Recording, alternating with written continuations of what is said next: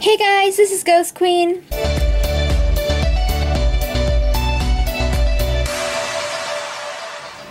And I would just like to say, Akemashite omedetou gozaimasu! Happy New Year's, guys! Thank you for sticking around with me all throughout 2018, and I hope you will continue to stick around with me all through this year, 2019. This is just amazing. Yeah.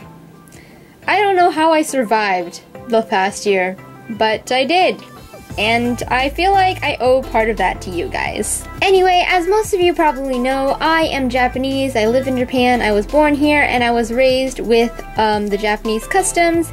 And if you know, Japanese customs usually take after Chinese customs, and we use the same,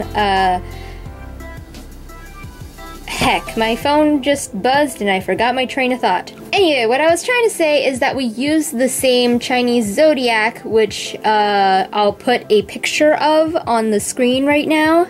And every year, the animal of the year changes. Last year was the year of the dog, this year is the year of the boar. Last year, I just drew things for New Year's, and it was sort of Pokemon themed. Every single one of my main OCs, except for one of them actually, had a dog-like Pokemon, so I decided to draw them with their Pokemon and just kind of made it so that it kind of looked like those Japanese New Year's cards that you might have seen in anime or something like that.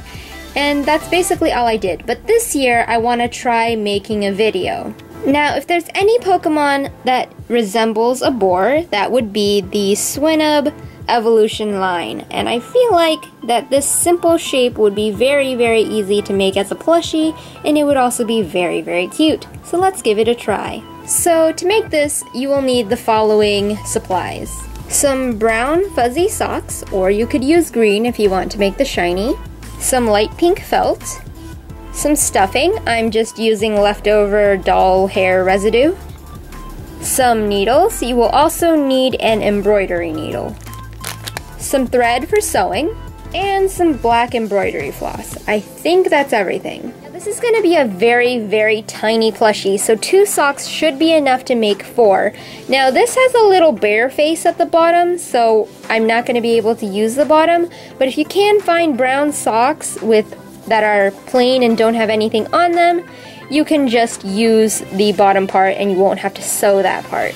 So first things first, what you want to do is turn the sock over and find the heel, and then find sort of a midway point between the heel, and then cut straight across.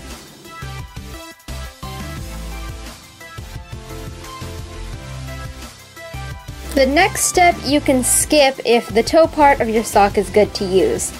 First, you want to turn this inside out and then choose one end of the sock and sew around it.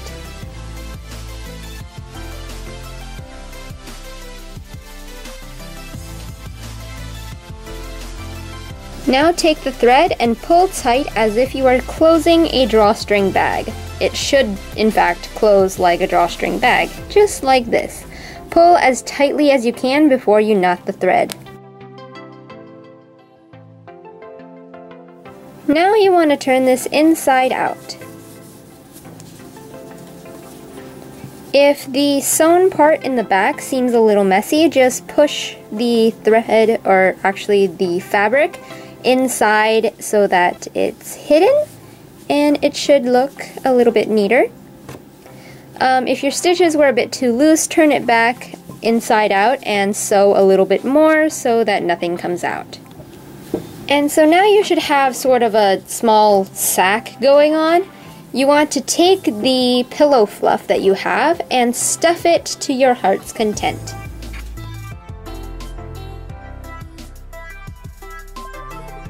Then take your needle again, sew around the opening at the front, and pretty much just close it like you did for the back. It will look a little bit messy, but we're going to hide it with the mouth later on. But you want to make your sort of closed, sewn up piece as small as possible so that the mouth can hide it completely.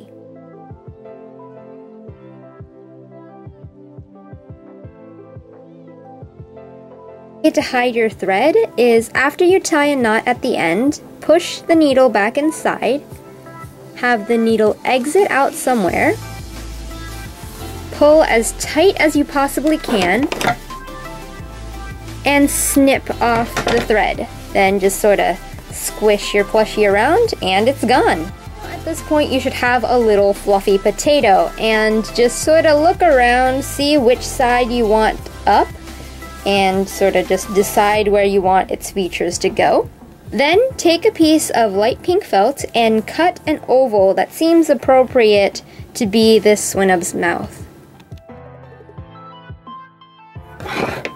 Next, take your embroidery needle, thread it with some black embroidery thread, and then stitch 2 lines onto the pink felt to make some nostrils. It may help to mark the fabric first, so that's what I'm gonna do.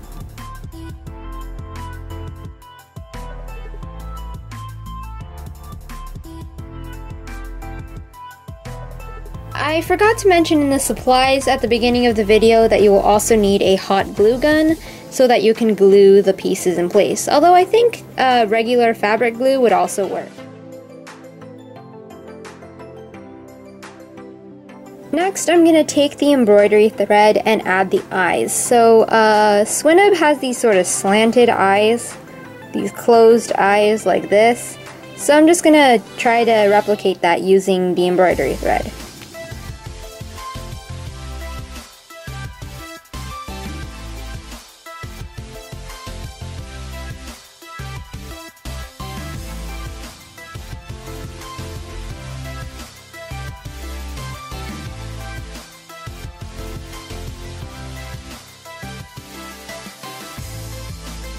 Now, I didn't add this at the beginning, but I felt like that this plushie could use some extra detail, so here I cut out some felt strips. They haven't been glued down yet, but I've positioned them into place, and now I'm just going to glue them down.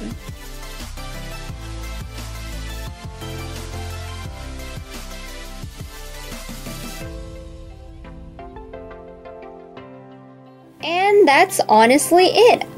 I hope you guys enjoyed this super duper simple Pokemon plushie tutorial, and I hope you guys have a great new year. I'll see you in my next one. Bye!